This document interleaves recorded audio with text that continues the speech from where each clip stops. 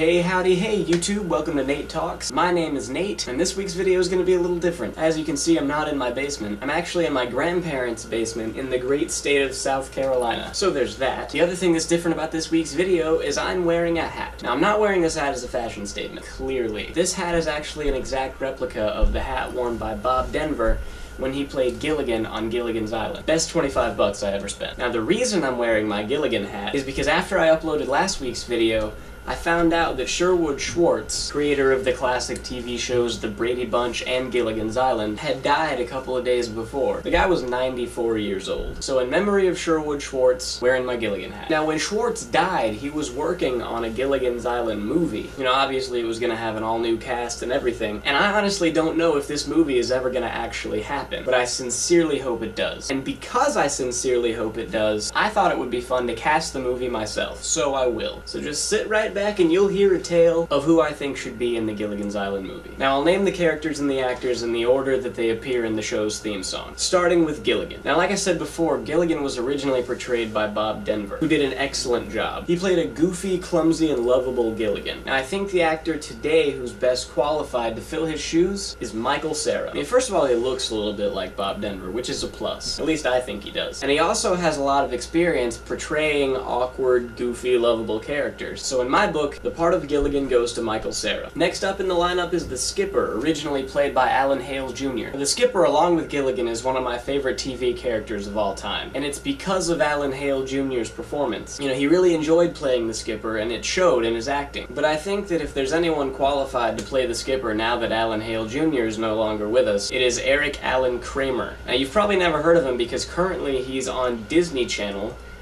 playing Bob Duncan on the comedy Good Luck Charlie. Now, if you have heard of him, if you watch Good Luck Charlie, high five, right on your screen, just smack it. Just kidding, probably a bad idea. But anyway, Eric Alan Kramer is probably the best actor on Good Luck Charlie. And again, it's a thing about looks, too. He looks a lot like Alan Hale Jr., in my opinion. And every time I watch Good Luck Charlie and I see him, I think he needs to play the Skipper. Now we move on to the millionaire and his wife, Mr. and Mrs. Howell, originally played by Jim Backus and Natalie Schafer. This is where my casting gets really unrealistic, because the people that I want to play Mr. and Mrs. Howell would probably never in a million years actually play Mr. and Mrs. Howell. I would like Anthony Hopkins to be Mr. Howell and Julie Andrews to be Mrs. Howell. I think they might have a better chance of getting Julie Andrews than they would of Anthony Hopkins, but it's still kind of a long shot. But no one said this had to be realistic. I'll cast whoever I want. Moving on. Next up is Ginger, the movie star, originally played by Tina Louise, except in the Gilligan's Island TV movies, because Tina Louise wasn't very nice. Just kidding. Kind of. I think the actress best suited to play Ginger today would be Amy Adams. She's got the look, specifically she's got the right color hair, she's got the acting chops for sure, and I think that she's capable of taking a stereotypical 1960s actress and making the character current. On to the rest. Next on the list is the Professor, played by Russell Johnson. This one's a no-brainer for me because the actor that I picked to play the Professor looks exactly like Russell Johnson. It's seriously insane. I mean, I hesitate to say that because maybe you don't see it as much as I do, but it's there. The actor that I picked